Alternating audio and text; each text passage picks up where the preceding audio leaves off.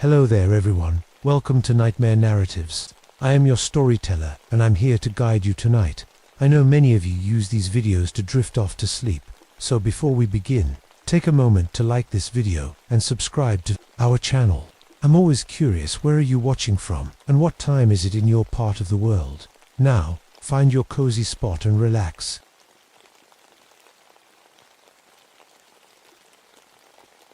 My name is James McCready, and I need you to listen close. Friends, what I'm about to tell you will change how you see the forest forever. I've been a ranger for 19 years now, chief of search and rescue at Olympic National Park in Washington. In all that time, I've pulled 847 people out of trouble, kids lost in the woods, hikers who fell off cliffs, campers who got too close to bears. I even got a Medal of Valor once for saving a family from an avalanche. Point is, I know these woods like the back of my hand, and I've seen just about everything nature can throw at you. I'm 44 years old, came here from Scotland when I was young, used to work in logging, until a tree fell the wrong way and messed up my back. That's when I became a ranger. Good thing too, I met my wife Margaret at the ranger station, and we've got twin daughters, Sarah and Emma. They're 12 now, always asking when we can go camping again. Here's the thing about me. I don't believe in ghost stories, never have. The old Quinault folks around here, they tell stories about things in the deep forest. Giants, they call them Sitko in their language. Forest spirits that hunt people. I always figured it was just stories to keep kids from wandering off. In 19 years, I've never filed a single unexplained incident report. Everything has a reason. People get lost because they don't follow trails. They get hurt because they don't respect the wilderness. Animals attack when they feel threatened. It's all logical, at least. That's what I thought until July 15th, 1971. That morning started normal enough. I was at the station, going through paperwork, when the phone rang. It was Patricia Hendricks, a counselor from Camp Wildwood. She was crying so hard I could barely understand her. Something attacked our camp, she sobbed. At Soul Duck Falls. It was huge, bigger than a house. It killed 3 kids. Please, you have to come. I figured it was a bear. Big, grizzly, maybe. We'd had reports of one in the area, probably hungry after a long winter. I grabbed my gear and called for backup. Ray Kowalski, who'd been with the Park Service for 15 years, and Todd Williams, a rookie who'd just started last month. The drive to Soul Duck took 40 minutes. The whole way, I kept telling myself it was just a bear attack. Tragic, but not unusual. I'd seen them before. But as we got closer to the campsite, something felt wrong. The forest was too quiet. No birds singing, no insects buzzing. Even the wind seemed muffled. When we arrived at the camp, my mouth went dry. I've seen bear attacks before. This wasn't one. The campsite looked like a bomb had gone off. A 40-foot Douglas fir was snapped in half, 15 feet up from the ground. The break was clean, like someone had twisted it with their bare hands. An RV was flipped completely upside down, its roof crushed flat. Tents were scattered everywhere, torn to pieces. Jesus, Ray whispered. What could do this? I didn't have an answer. I'd never seen anything like it. We found the first body near the creek. Tommy Morrison, 8 years old. I won't describe what we found, some things you don't need to hear. But I will say this, no bear did that to him. No animal I know of. Todd was bent over some bushes, throwing up. Ray was taking pictures, his hands shaking. I was trying to think like a professional, but my mind kept going blank. Look at this, Ray called out. He was standing by the creek, pointing at the mud. In the soft ground was a footprint, not a bear paw, a foot, human-like, but wrong. 22 inches long, 9 inches wide. The toes were clearly defined, but the heel was so deep, it had to have been made by something weighing at least 800 pounds. That's impossible, Todd said, still pale from being sick. I measured it 3 times. The numbers didn't change. We found the second child, Lucy Chen, pressed against a tree trunk. She was completely flat, like she'd been crushed by something enormous. The tree bark was scraped away in a perfect outline of her body. Where's the third kid? I asked Patricia. She was sitting in our truck, wrapped in a blanket, staring at nothing. Jamie Walsh, she whispered. He ran toward the old growth when it started. I tried to stop him, but, ... double quotes, she started crying again. I followed the blood trail. It led away from the camp, deeper into the forest. The trail was easy to follow at first. Broken branches, disturbed, undergrowth. But then it did something impossible. It went over a 50-foot ravine, not around it, over it. I radioed back to base, nothing but static. My compass started spinning like a top. The GPS unit just showed location unknown. 2 miles in, I found Jamie. He was 30 feet up in an ancient cedar tree, arranged in what looked like a crude nest made of massive branches. The branches were thick as my waist, but they'd been woven together like a bird's nest. No way a human could have carried them up there. "How do we get him down?" Todd asked. Before I could answer, Todd volunteered to circle around and get photos. From a different angle, he disappeared into the trees, and that was the last time I saw him alive. We waited 30 minutes, then an hour. Todd was supposed to check in every 10 minutes. I sent Ray north to look for him while I went south. I was calling Todd's name when I heard Ray scream. The sound came from above me, not from the ground, from up in the trees. I looked up and saw something impossible. A massive brown shape was moving through the canopy, 80 feet up. It was bigger than any animal I'd ever seen, and it was moving from tree to tree like the branches were highways. I found Ray 45 minutes later. He was impaled on a broken treetop, 45 feet above the ground. His face was frozen in terror, eyes wide open, staring at something I couldn't see. There was no way he could have gotten up there.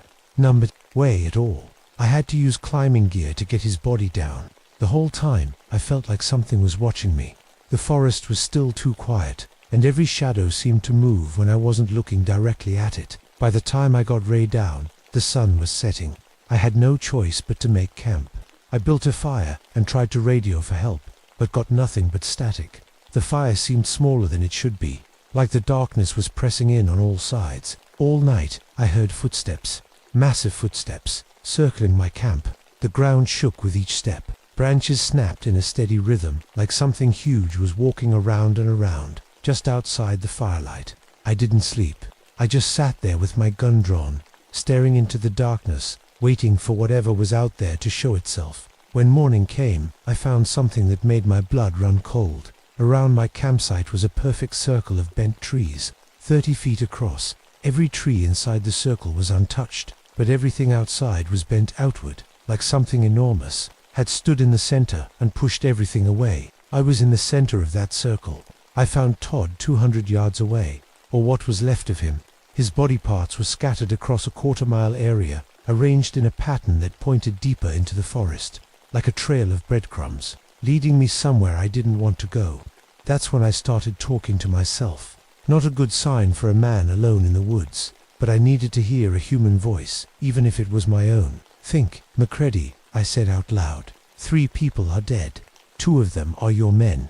You need to figure out what did this. I remembered something Thomas Clenwater had told me.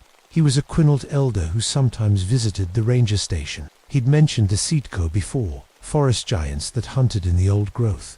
I'd laughed it off at the time. I wasn't laughing now. The smell hit me first. It was like nothing I'd ever experienced, a mixture of rotting meat and wet animal fur, so strong it made me gag. I followed it deeper into the forest, even though every instinct told me to run. The trees got bigger as I went deeper. Some of them were so old they'd been growing since before Columbus found America. Their trunks were like the walls of a cathedral, and their branches blocked out most of the sky. That's when I found the clearing. It wasn't natural. The trees had been systematically broken to create a rough circle about 50 feet across. The ground was covered with bones, human bones, animal bones. Some of them looked fresh, others were old and yellow with age. I recognized some of the clothing scraps. They matched missing person reports from the last 30 years. People who'd disappeared in the park and were never found. I was standing in something's dining room. A shadow passed between the trees. Just for a second, but I saw it clearly. 12 feet tall, covered in dark matted fur. It moved without making a sound, like it was floating rather than walking. Then it spoke to me, not with words, with pictures in my head. Suddenly I was seeing through its eyes, watching it hunt. I saw decades of people who'd wandered into its territory. Hikers, campers, loggers, all of them ending up in this clearing. That's when I understood. This wasn't just some animal. It was intelligent. It had been hunting people for years, maybe centuries, and now it was hunting me. The Siitko stepped into the clearing. I'd seen Big animals before grizzly bears, elk, even moose. This was different. It stood 12 feet tall on two legs, with arms that reached almost to the ground. Its face was almost human, but wrong. The eyes were intelligent, ancient, and completely without mercy. It watched me for a long moment, like it was deciding whether I was worth the trouble. Then it started walking toward me. I emptied my service revolver into its chest. 6 shots, center mass. I'm a good shooter. I hit what I was aiming at. The bullets went in, and dark blood splattered the trees behind it. The Citco didn't even slow down. I watched in horror as the bullet holes closed up like water. The blood stopped flowing. In less than a minute, there was no sign I'd shot it at. It smiled at me. Actually smiled. Then it charged. I ran like I'd never run before. Behind me, I could hear the Citco crashing through the forest. But it wasn't running. It was playing with me. I could feel its amusement in my head, like a cat playing with a mouse. It started calling my name, not in its own voice, in Todd's voice, then Ray's, then voices I didn't recognize, probably other people it had killed over the years. James, it called in Todd's voice. James, where are you? I'm hurt. I need help. Then, in Ray's voice, Mac, over here. I found a way out. I knew it was the creature, but hearing those voices made me want to stop and help. That's how smart it was. It knew exactly how to get to me. But the worst part came next. Suddenly my head was full of images of my family, Margaret and the twins, at home in Port Angeles. The creature somehow knew about them. It was showing me pictures of them in danger, threatening them. That's when I got angry. I'd been a logger before I became a ranger.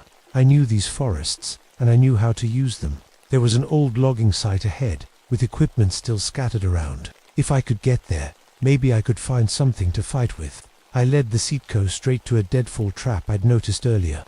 It was set up to catch falling trees, but if I could trigger it right, the 2-ton log came down like a hammer. It caught the Citco square in the chest and crushed it against a tree trunk. The sound was like a car crash. For a moment, I thought I'd won. The creature was completely flattened, its body broken and twisted. Then I heard the cracking sounds. The bones were reforming. The crushed flesh was pulling itself back together. In less than 3 minutes, the Citco was standing again, completely healed. That's when I realized the truth. This thing couldn't be killed. Not by bullets, not by crushing, probably not by anything. It had been hunting in these woods for centuries because nothing could stop it. But as it stood there, putting itself back together, I noticed something. It hadn't followed me past a certain point. Even when it was chasing me, it had stopped. At specific tree lines, it had territory boundaries. I started backing away, watching its reaction. The Citco followed me, but more slowly. It was getting more cautious the closer we got to the park boundary. At the edge of its territory, it stopped completely. It paced back and forth like a caged animal, but it wouldn't cross the line. I kept backing away. The creature stood at the boundary, watching me go. Its eyes were full of rage, but also something else. Patience. Like it was saying, I'll be here when you come back. I collapsed about a mile past the boundary. 48 hours with no sleep, no food, no water. My body just gave out. That's where the backup team found me 6 hours later. The official report said Ray and Todd died in a bear attack during unusual weather conditions. The 3 kids from the camp were listed the same way. I was commended for surviving a dangerous encounter with wildlife. They classified all the real evidence, the footprints, the photos, the recording of my radio calls. Everything disappeared into some government filing cabinet. I tried to tell the truth. Nobody believed me. My own boss said I was suffering from trauma and suggested I take some time off. The nightmares started immediately. Every night, I'd see the Citco standing at the edge of its territory, waiting. Sometimes I'd wake up with the smell of rotting meat in my nose, so strong I'd have to check if something had died in our house. I moved my family to Arizona 6 months later, told Margaret I needed a change of scenery. The girls cried when we left. They loved the forests of Washington, but I couldn't risk them being anywhere near those woods. I took early retirement and became an insurance adjuster. Boring work, but safe. I refuse any cases that involve forests or wilderness areas. The worst part is, I still feel it watching me, even here in the desert, 2,000 miles away. Sometimes, I'll be driving down the highway and suddenly my head fills with images of the Olympic forest. The Citco is still there, still hunting, still waiting. I think our minds got connected somehow during that encounter.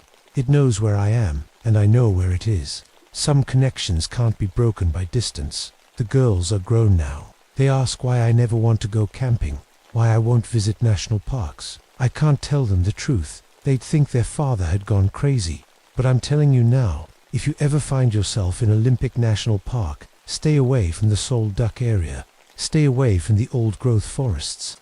And if you hear voices calling your name from the trees, don't listen. Some things are better left alone in the dark. My name is James McReady. I was a ranger for 19 years, and I'm telling you this because somebody needs to know the truth. The Sietko is still out there, still hunting, still waiting, and someday someone else is going to wander into its territory. I just hope they're luckier than I was.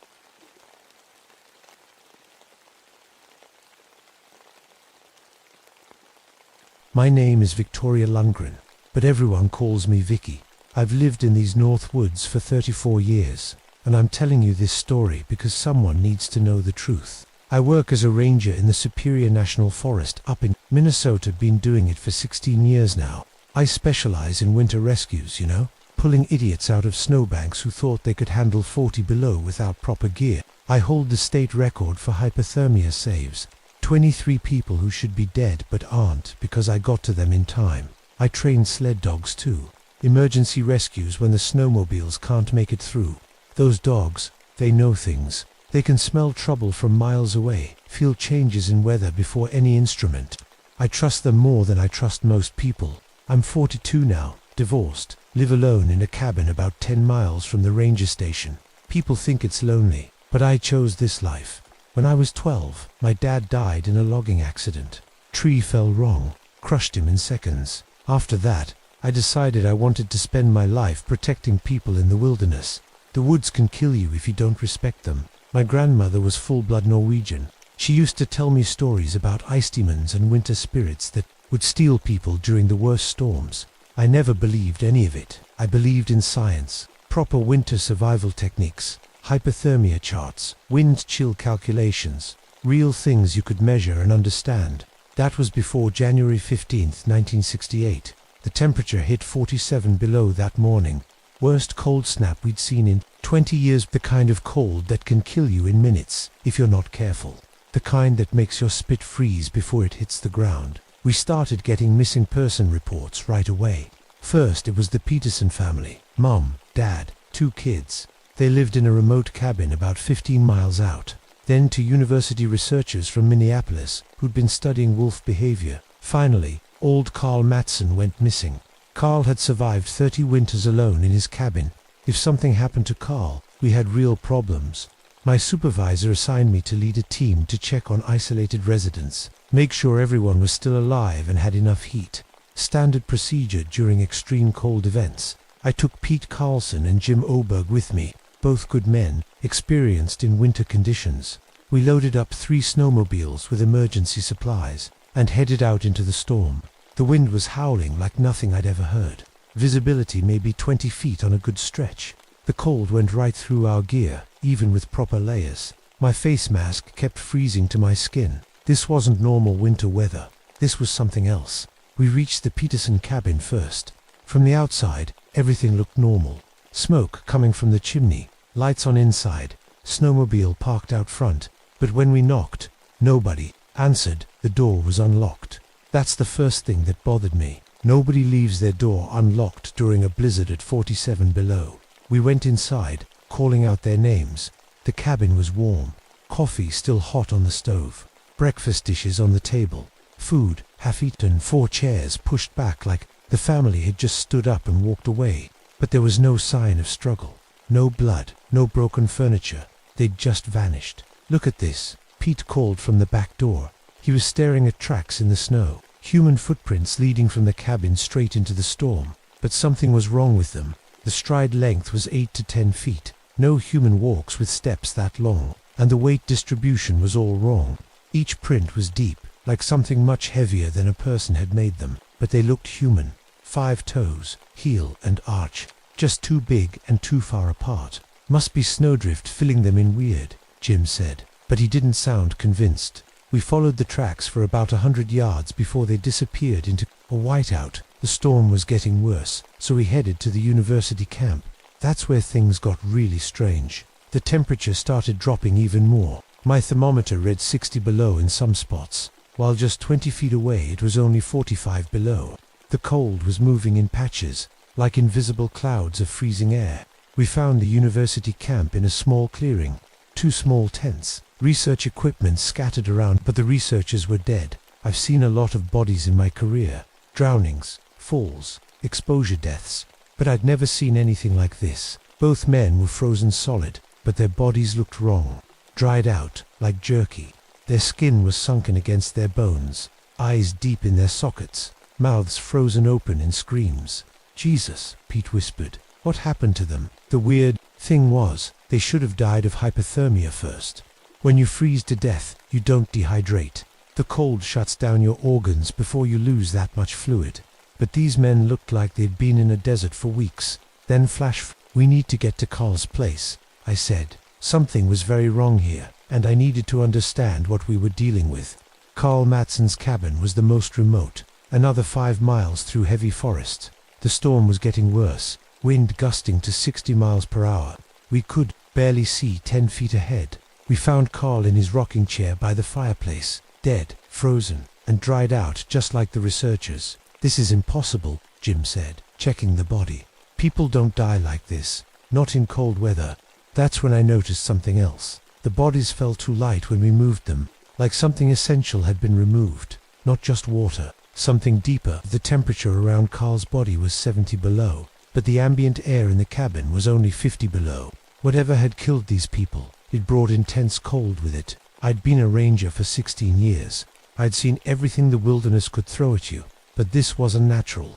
This was something else entirely. That's when Pete saw it through the window. A tall, thin figure walking through the blizzard, naked, moving against 60-mile-per-hour winds, like they were nothing. There's someone out there, he said. We looked, but all I could see was swirling snow. Pete insisted he'd seen a person walking upright in conditions that should have knocked down a moose. I was starting to think about my grandmother's stories. We tried to radio for backup, but the storm was interfering with everything. Static on all channels. Our compasses were spinning like crazy. Couldn't get a steady reading. Even my GPS unit was acting up. We need to get back, I told the others. Something's not right here. But as we loaded up the snowmobiles, Jim pointed to new tracks in the snow. The same impossible footprints we'd seen at the Peterson place. They led straight toward us, ending about 50 feet from Carl's cabin. The tracks just stopped.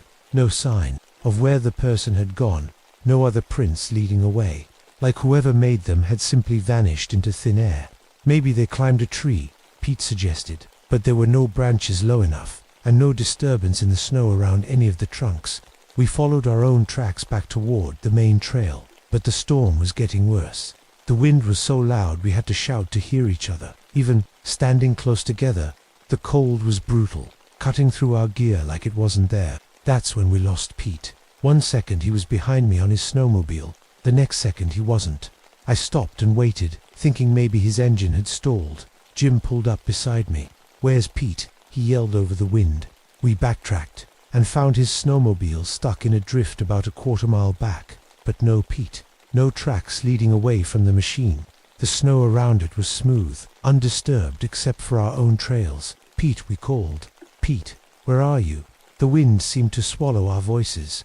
We searched for 20 minutes. But visibility was getting worse. Jim's thermometer was reading 75 below in some spots now.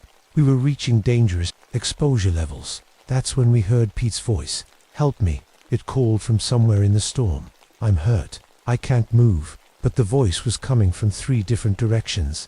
First from the north, then the east, then behind us. Pete's voice, but wrong somehow. Too clear for the wind conditions. Too calm for someone who was hurt and lost in a blizzard.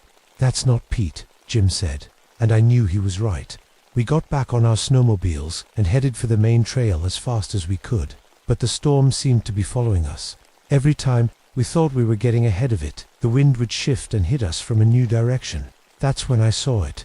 Through the blowing snow, maybe 50 yards away, a figure was keeping pace with us, running alongside our snowmobiles at 30, miles per hour, but it wasn't running normal. It was gliding over the snow, not breaking through like it should. The figure was tall, maybe 9 feet, and thin like a skeleton. Even through the storm, I could see its eyes, blue-white, glowing like ice in sunlight. It was looking right at me.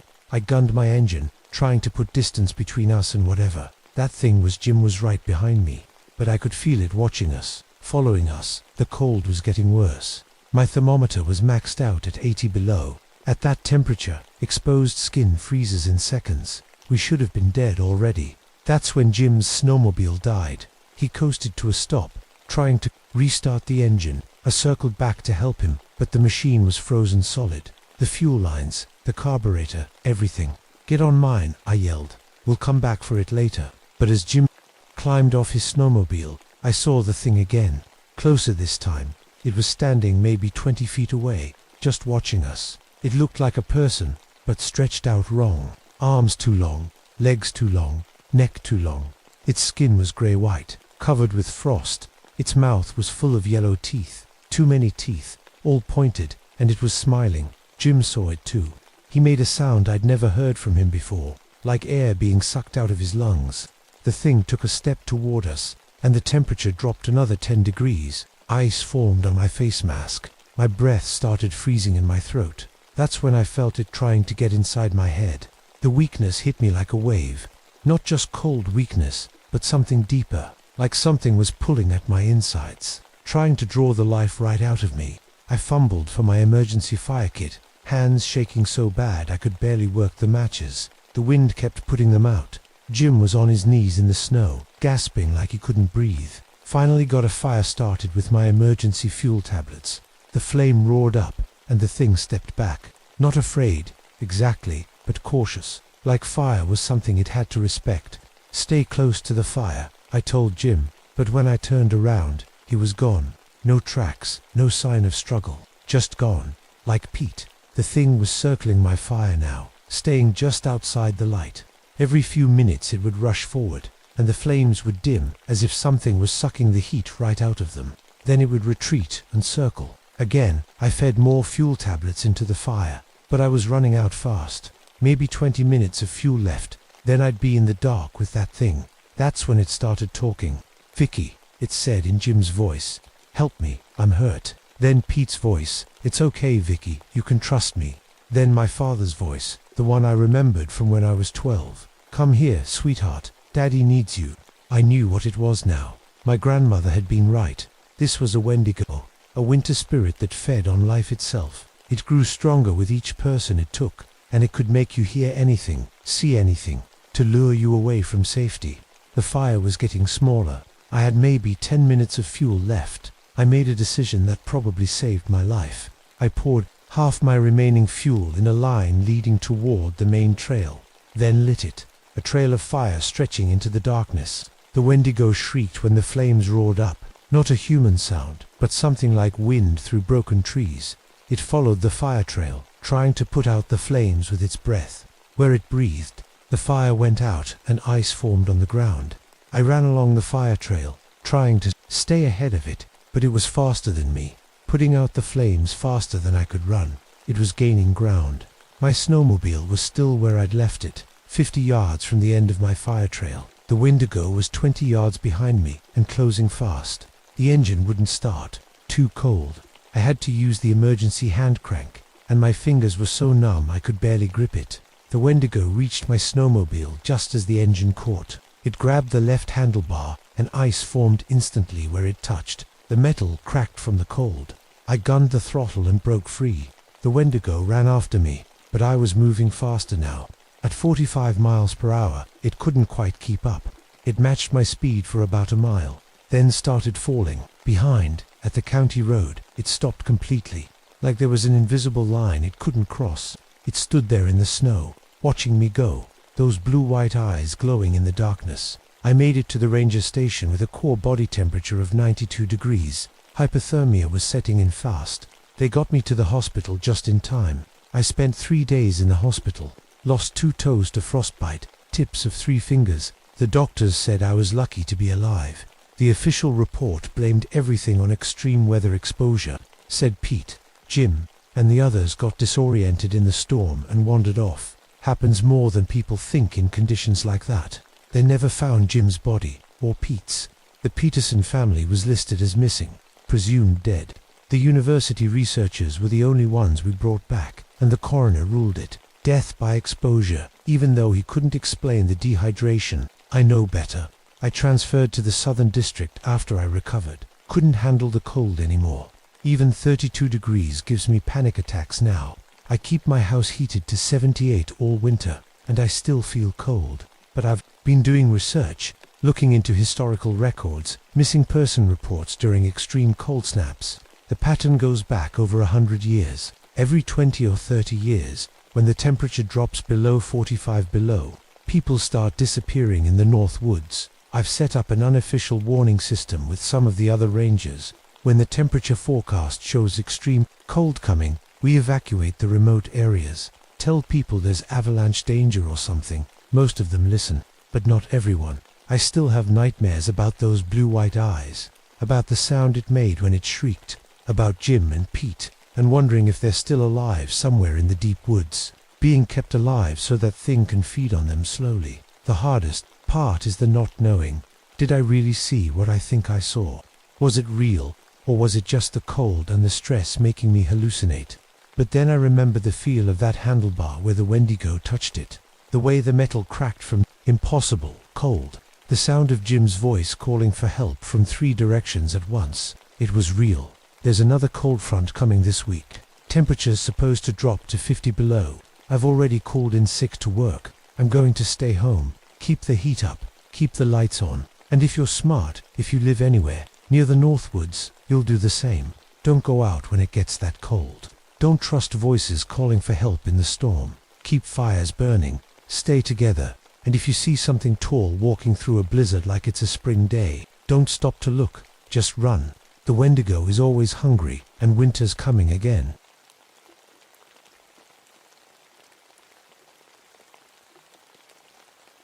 My name is Francis Del Vecchio, but everyone calls me Frank. I've been a ranger in these Adirondack Mountains for 22 years now, and I'm about to tell you why some areas should stay protected forever. People think being a forest ranger is just about stopping campfires and giving directions to lost hikers. They're wrong. I hold a doctorate in forest ecology from SUNY. I've published papers on predator-prey relationships. I know every trail, every stream, every deer path in these 6 million acres like they're written on the back of my hand. My grandfather built a hunting cabin up near Lake Placid back in 1952. 3rd generation Adirondack blood runs through my veins. These mountains raised me, taught me, and nearly killed me in October of 1983. I was 49 then. Still young enough to hike 20 miles without breaking a sweat, old enough to know when something in the woods wasn't right, and by October 1983, something was very, very wrong. The complaints started rolling in during bow season. Experienced hunters, guys who'd been working these forests since they were kids, calling my office with stories that made no sense. Deer weren't just spooked, they were running in patterns, organized patterns, like they were being herded by something that understood hunting better than the hunters did. Frank, I swear on my mother's grave, old Bill Morrison told me over coffee at the ranger station. I watched a buck lead 6 does in a perfect circle around my stand, kept them just out of range, like something was telling them exactly where. I was sitting. Bill had been hunting these woods for 30 years. He could track a mouse through a snowstorm. When Bill Morrison says something weird is happening in the forest, you listen. The reports kept coming. Hunters finding their scent, drags moved during the night, tree stands repositioned, bait piles scattered in straight lines pointing away from hunting areas, and everywhere, tracks that looked like wolf prints but were 30% larger than any wolf species in North America. I'd studied every predator on this continent, published research on wolf behavior in 3 different journals. I knew what was possible and what wasn't. What these hunters were describing wasn't possible, but the deer were disappearing, not just killed, gone, vanished from areas where they'd grazed for generations. The few carcasses we found showed bite patterns I'd never seen before, precise, surgical, like the killer knew exactly where to strike for maximum efficiency. Dr. Karen Walsh joined me in early October. She was a wildlife biologist from Cornell, 35 years old, brilliant, and skeptical of everything including her own shadow. If anyone could figure out what was disrupting the ecosystem, it was Karen. "These tracks are impossible," she said, kneeling beside a clear print in the mud near Marcy Brook. "Look at the pad size, the claw spacing. This would be from a wolf weighing close to 200 pounds. Grey wolves top out around 160, I said. "Exactly. And they've been extinct in New York for over a century." She stood up, brushing dirt from her knees. "Something's been reintroduced here, Frank. Something that wasn't supposed to be." That's when we set up the cameras. The trail cameras gave us our first real look at what we were dealing with. Karen and I spent 3 days placing them along game trails, near water sources, anywhere we'd found the oversized tracks. What they captured shouldn't exist. The footage showed wolves, but wrong in every way that mattered. They ran upright on their hind legs for distances that should have been impossible. They used tools, sticks to probe hollow logs, stones to break ice on beaver ponds. They communicated with silent gestures, like they were following military hand signals. "This is unprecedented," Karen whispered as we watched the footage in my office. On screen, 7 wolves moved through the forest in perfect formation, each one exactly 10 feet from the others. Pack hunting requires coordination, but this is tactical level planning. The lead wolf stopped, raised its massive head, and looked directly into the camera. For 5 full seconds, it stared at the lens with intelligence that made my skin crawl. Then it did something that made Karen drop her coffee mug. It pointed at the camera with one clawed finger and shook its head slowly, like a teacher disappointed in a student. "Did you see?" Karen started. "I saw it." We stared at the frozen image on the screen. The wolf's eyes held awareness, purpose, intelligence that went far beyond animal instinct. That night, Bill Morrison didn't come home from his evening hunt. His wife called me at dawn, voice shaking. "Frank, Bill never came back. His truck's still at the trailhead, but he's just gone. We found him 6 hours later, 3 miles from his tree stand." The way his body was positioned told a story I didn't want to read. He'd been running fast, probably in panic, but whatever killed him had caught up without effort. The bite wounds were surgical, precise punctures at the base of the skull, between vertebrae, instant death, no suffering, professional. But it was the way his body was arranged that made my hands shake as I called for the coroner. Bill was positioned perfectly, arms at his sides, legs straight, facing away from something. When I followed his line of sight, I found myself looking at an old Mohawk burial ground, marked with weathered stones and traditional symbols. He violated sacred hunting protocols, a voice said behind me. I spun around to find Robert Thornton, an elder from the local Mohawk community. He was in his 70s, with silver hair braided down his back and eyes that seemed to see too much. "What protocols?" I asked. "The old agreements, the boundaries. Some places aren't meant for hunting, especially not by men who don't understand what they're entering." Robert knelt beside Bill's body, studying the wounds. "These marks, I haven't seen them since I was a boy, but my grandfather told stories." "What kind of stories?" "About guardians, protectors of the sacred places. Wolves that walk like men and think like spirits." He stood up slowly, joints creaking. He hunted too close to the burial ground. They warned him. He didn't listen. That's when Karen screamed. She was standing 20 feet away, camera raised, pointing at the tree line. Through her telephoto lens, she'd been photographing the scene for documentation. Now she was backing away, camera shaking. "They're watching us," she whispered. "There, in the shadows, 7 of them." I looked where she pointed, but saw only darkness between the trees. Then one shadow moved, and I realized what I was seeing. Shapes that blended perfectly with the forest, standing motionless, observing. "Don't run," Robert said quietly. "Don't show fear. Just back away slowly and acknowledge their authority here." We followed his lead, moving carefully toward the trail. I felt eyes on us every step of the way. When we reached the trailhead, I looked back one final time. 7 pairs of yellow eyes watched us from the darkness, glowing like lanterns in the shadows. Karen insisted on setting up an observation blind. "If these are some kind of unknown subspecies, we need documentation. Proper scientific study." I should have said no. Should have listened to the fear in my gut that screamed danger every time I thought about those yellow eyes. Instead, I helped her build a camouflaged platform a quarter-mile from where we'd seen the pack. We installed night vision equipment, telephoto cameras, sound recording devices, everything we needed to study the wolves from a safe distance. Karen volunteered for the first overnight watch, I'll radio in every hour, she promised, checking her equipment one final time. If these things are as intelligent as they appear, they're active at night. I need to see their pack dynamics in natural conditions. I left her at sunset on October 15th. She was excited. Scientific curiosity overriding caution. It was the last time I saw her as the person I knew. Her first radio check came at 9 p.m. Frank, you need to see this footage. They're using tools systematically. One individual directed the others to create what looks like a trap for deer. Coordinated engineering. 10 p.m. The pack hierarchy isn't what we expected. The alpha isn't. The largest, it's the one that seems to communicate with the others silently. I think they might be telepathic. 11 p.m. Frank, they know I'm here. They keep looking directly at the blind, but they're not threatening. It's more like ... curiosity. One of them brought me something. Brought you what? I radioed back. A rabbit. Fresh killed, still warm. It left it at the base of my tree and backed away like an offering. Midnight brought static.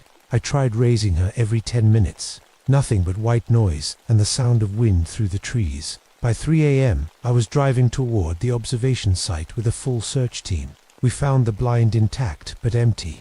Karen's equipment was still running, cameras recording, radio functioning perfectly. Her backpack sat undisturbed, coffee still, warm in her thermos. But Karen was gone. The ladder to the platform showed scratch marks from claws, not torn or violent, careful markings, like someone had deliberately left sign.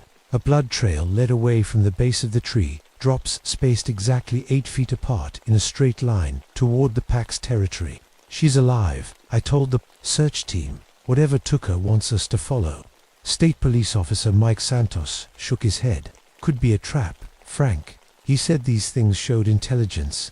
Everything about this shows intelligence. The question is whether they're intelligent enough to negotiate.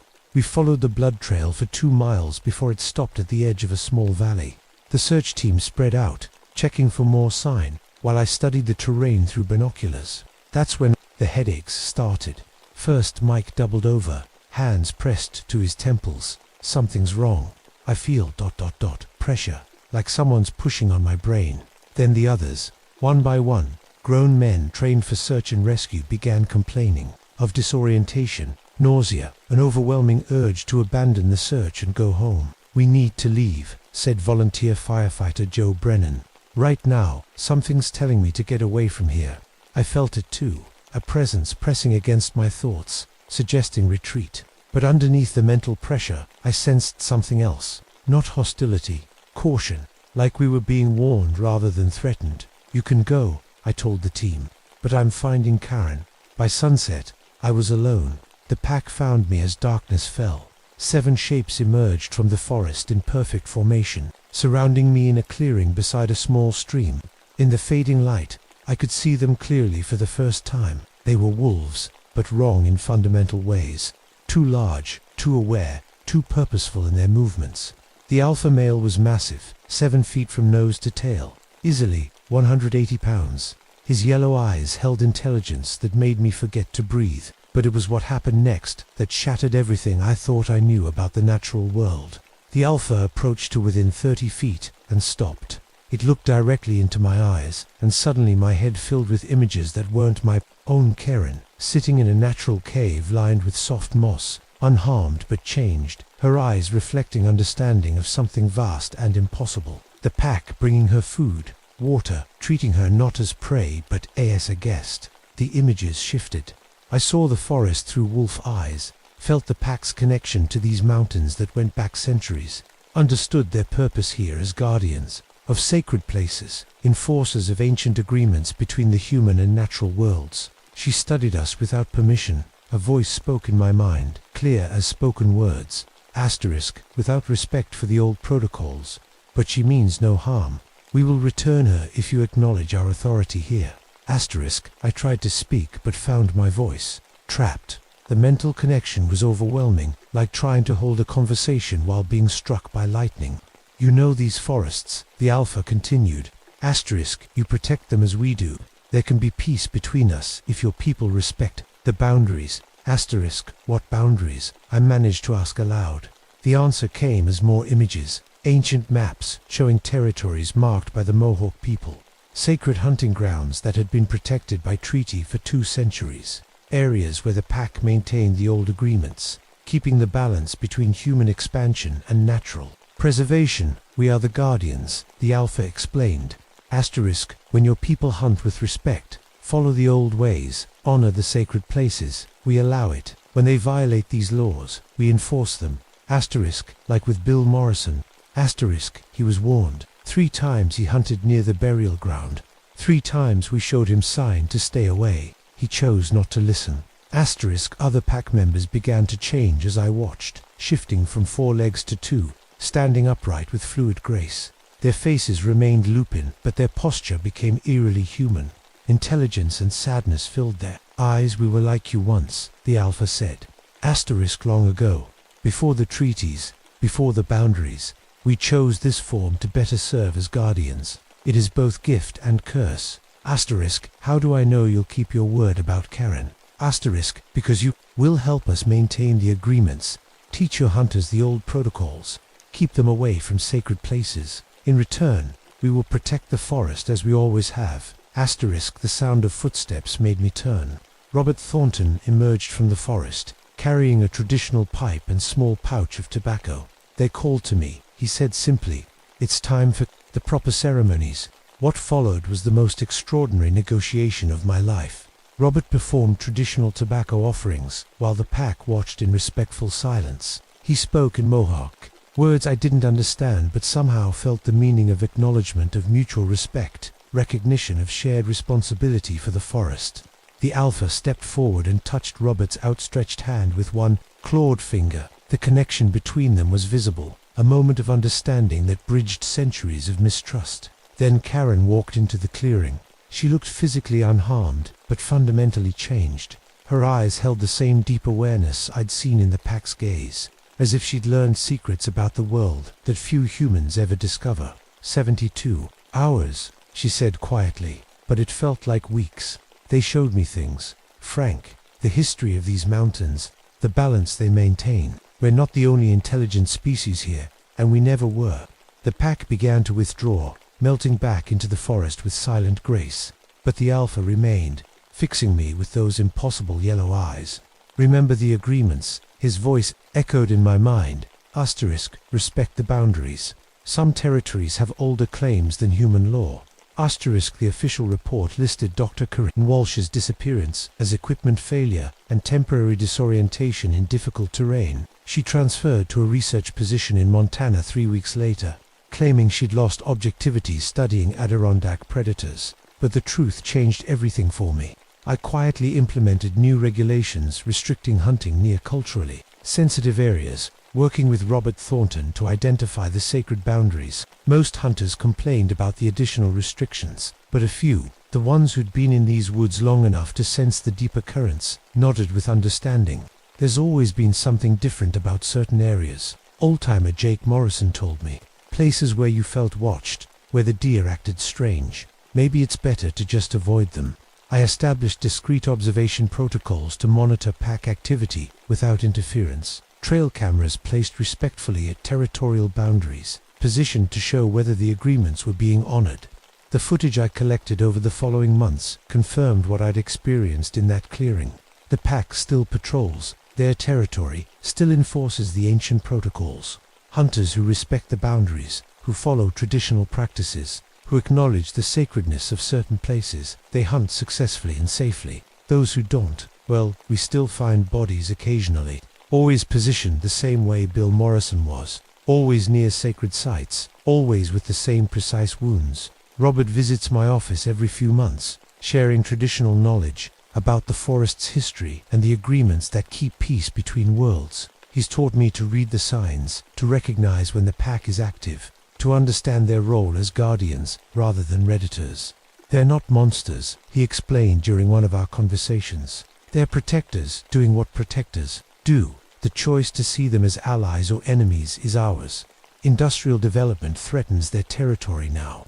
Logging companies, mining interests, vacation home developers who see only empty wilderness where ancient compacts govern the relationship between species I do what I can within the system, using environmental regulations and cultural preservation laws to protect the sacred boundaries. It's not always enough, but sometimes, when developers push too hard into protected areas, their equipment breaks down mysteriously. Survey stakes disappear overnight.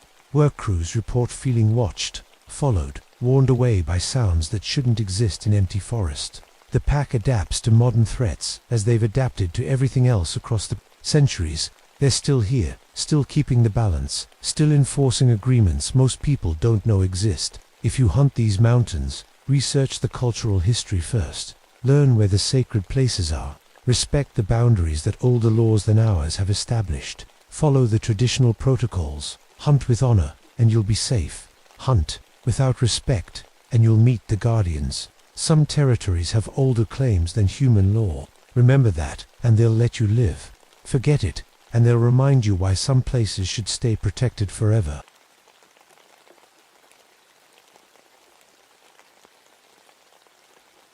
My name is Miguel Santos, and I've been a park ranger in the Everglades for 16 years. I'm telling you this story because people need to know what's really out there in those waters. I grew up on my father's fishing boat in Miami. My family came from Cuba when I was little, and the water has always been in my blood. After high school, I joined the Coast Guard for 8 years. When I got out, the Park Service needed someone who knew boats and could handle the marine patrol routes through the endless channels of the Everglades. It seemed perfect, protecting the waters that fed my family for generations. At 30, I thought I'd seen everything these waters could throw at me. Bull sharks, 12-foot gators, Burmese pythons, thick as telephone poles. I knew every channel, every oyster bar, every place where the fresh water mixed with salt. The old Cuban fishermen used to tell stories about things in the water. Cap cocky, they called them water cannibals. I always smiled and nodded, but inside I figured they were just tales to keep kids from swimming alone. I never believed in monsters. That changed in September of 1991. Hurricane Bob had torn through South Florida 2 weeks earlier. The storm surge pushed saltwater miles inland, and when it drained back out, it left the whole ecosystem upside down. Fish were swimming in places they'd never been. Gators were acting strange, clustering together instead of spreading out. The water stayed murky and dark, full of stirred-up mud and debris. That's when the reports started coming in. Captain Luis Morales was the first. Luis had been running charter boats out of Flamingo for 30 years. He knew these waters better than anyone, which is why finding him floating face down in his life jacket scared the hell out of everyone. I was the one who pulled him from the water. The bite marks on his body weren't like anything I'd ever seen. Too big for a gator, wrong shape for a shark. The medical examiner in Miami said the same thing. Rows of teeth like a shark, but the jaw was all wrong. More like a person's mouth, but wider, much wider. What kind of animal did this? I asked Dr. Martinez when she called with the results. That's just it, Miguel, she said. I don't think it was an animal, at least not one we know about. I started patrolling the areas where Luis had been found. The water was still cloudy from the storm, and my fish finder kept picking up weird readings. Huge shapes moving deep, too deep for anything that needed air. They moved fast too, faster than any fish I knew. The Park Service brought in Dr. Amanda Foster, a marine biologist from the University of Miami. She was supposed to study how the hurricane had affected the ecosystem. Young, smart, maybe 28 or so, with the kind of confidence that comes from having all the right degrees. She didn't believe in monsters either.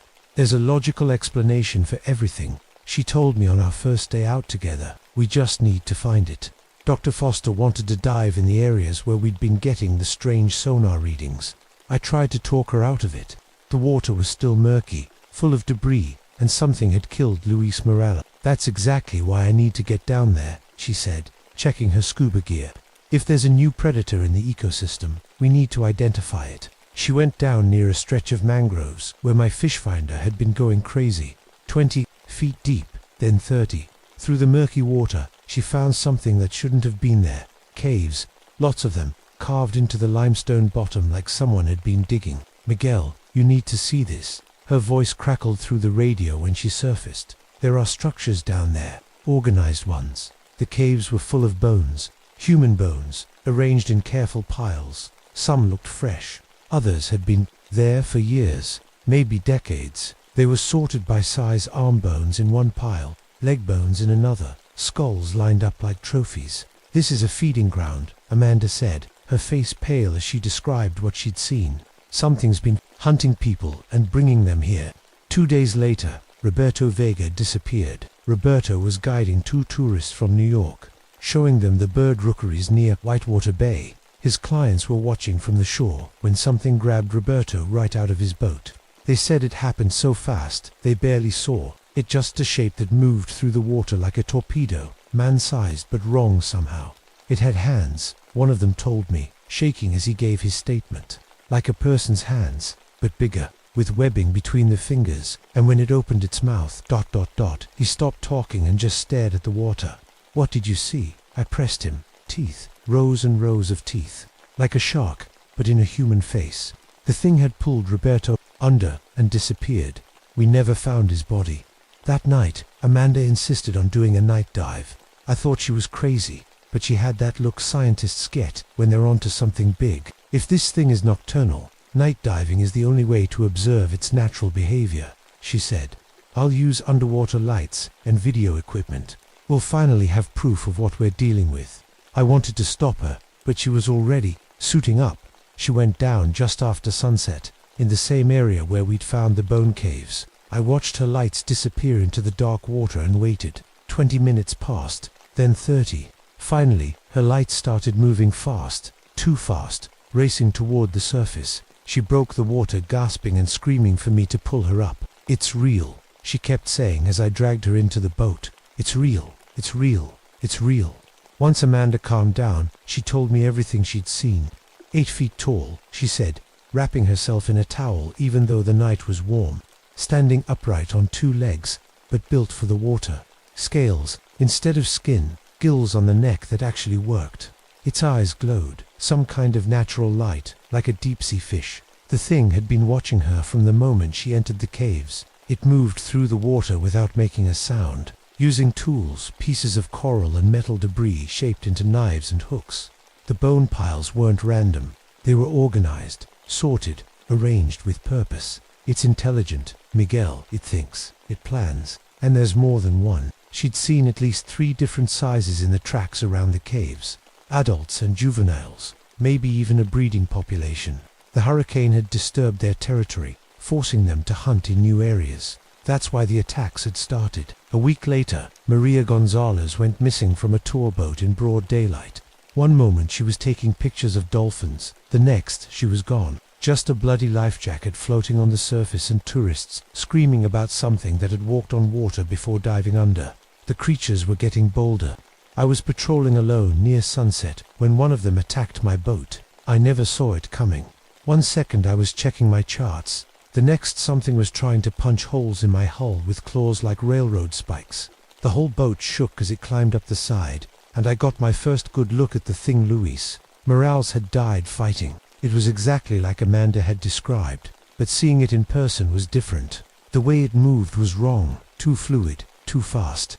Its face was almost human, but stretched out, with a mouth that opened wider than any mouth should. The teeth weren't just sharp, they were designed for tearing flesh from bone. I grabbed a boat hook and swung at its head, but it caught the pole with one webbed hand and nearly yanked me overboard. I hit the throttle and spun the wheel hard, hoping the propeller would catch it.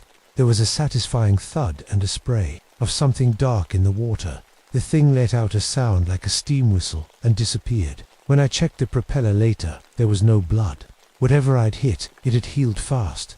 Amanda met me at the dock, took one look at the claw marks on my boat, and submitted her transfer request that night. "I can't do this anymore," she told me. "I keep having dreams about those caves, about being pulled down and added to the bone piles. I'm a scientist, but some things aren't meant to be studied." Before she left, she shared her theory. The creatures were apex predators, evolved specifically for the Everglades ecosystem. They'd been here for generations, maybe centuries, living in the deep caves and hunting during storms when the water was murky enough to hide them. The hurricane had changed everything, altered the water chemistry, scattered their prey, forced them to expand their hunting grounds. "They're protecting something," she said. "The way they arranged those bones, The organization in those caves, it's not just a feeding ground, it's a nursery. Amanda was right about the nursery. I found it 3 days after she left, in a cave system deeper than any of the others. The water was crystal clear down there, fed by an underground spring, and floating in the darkness were dozens of egg-like pods, each one the size of a watermelon. Some were empty, some were moving. I was taking pictures when I realized I wasn't alone. They surrounded me, 6 of them, adults, moving in coordinated patterns like a pack of wolves. But these weren't mindless predators. They were organized, intelligent, and very, very angry. The largest one, nearly 9 feet tall, covered in scars from decades of hunting, positioned itself between me and the surface. The others spread out, cutting off any escape route. They weren't just going to kill me. They were going to make sure I never left their territory. I had 2 choices, fight or die. I chose to fight. The first one came at me from the left, mouth open, rows of teeth gleaming in my flashlight beam. I kicked off the cave wall and drove my diving knife into its throat. The blade went in easy, but the thing didn't even slow down. It grabbed my arm and started pulling me deeper into the cave. The water around us turned dark with blood. Mine, not theirs. I could feel my strength leaving me, my air running out. The other creatures were closing in, their bioluminescent eyes creating a constellation of death in the darkness. That's when I remembered something my grandfather used to tell me about the old stories. Estikapkaki feared only one thing, fire. Even underwater, they feared the light. I pulled the emergency flare from my belt and triggered it. The cave exploded in brilliant red light, and the creatures recoiled, their eyes adapting to darkness, suddenly overwhelmed. I had maybe 10 seconds before they adjusted. I used them, swimming harder than I'd ever swum in my life. I shot toward the surface, the flare held in front of me like a sword. The largest creature tried to intercept me, but the light hit its eyes and it twisted away, confused and temporarily blinded. I broke the surface, gasping, the flare still burning in my hand. Below me, I could see them circling, waiting for the light to die. But I was in my boat, and I had more flares. A lot more flares. I lit them one by one and dropped them into the water, turning the night into day. The creatures dove deep, retreating to their caves, but I knew they'd be back. They always came back. That was 3 months ago. The attacks have slowed down, but they haven't stopped. The Park Service officially attributes them to unusual alligator behavior following hurricane disruption. The media has moved on to other stories. Most people have forgotten that anything strange ever happened in the Everglades. I haven't forgotten. I still patrol these waters, but I do it differently now. I carry flares in every pocket, and I never go out alone after dark. I've learned their patterns. They hunt during the rainy season, when the water is high and murky. Retreat during the dry months, when their caves are exposed. They're territorial, but they're also spreading. Each year, I find evidence of them in new areas. The breeding season is the worst. That's when they get aggressive, when they attack anything that comes near their nursery caves. I've marked those areas on my private charts, the ones I don't share with headquarters. I find excuses to redirect tour boats away from them, create mechanical problems that force fishing guides to try different spots. Amanda was right about one thing. They're intelligent. They've learned to avoid my boat, recognize the sound of my engine, but they're still out there, still hunting, and their population is growing. The old Cuban fishermen weren't telling stories. They were passing down warnings, trying to keep people safe from something their grandparents had encountered in these same waters. I've started listening to those warnings, learning the old protective rituals, understanding why certain areas were always avoided. Sometimes at night, when the water is still and the moon is dark, I can hear them calling to each other from deep in the mangroves. It's not a sound any animal should make. Part whistle, part scream, part something else entirely. They're talking, planning, coordinating their hunts, and they're waiting. I'm 54 now, thinking about retirement, but I can't leave. Not yet. Someone needs to watch the water, warn people when they can, keep the old knowledge alive. The Park Service will never officially acknowledge what's down there, but that doesn't make it less real. So I'm telling you this story because people need to know. If you're planning to visit the Everglades, stay in the shallow water, travel in groups, never swim alone. And if you see something moving under the surface that doesn't look right, don't investigate. Just get out of the water, because after 16 years patrolling these channels, I'm telling you this, The Everglades aren't just home to alligators anymore. There's something else down there. Something that's been hunting these waters longer than any of us have been alive. The hurricane didn't create them, it just woke them up. And now they're awake for good. Miguel Santos retired from the Florida Park Service in 1995. He currently lives in Homestead, Florida, where he operates a small boat repair shop. He has never returned to the Everglades.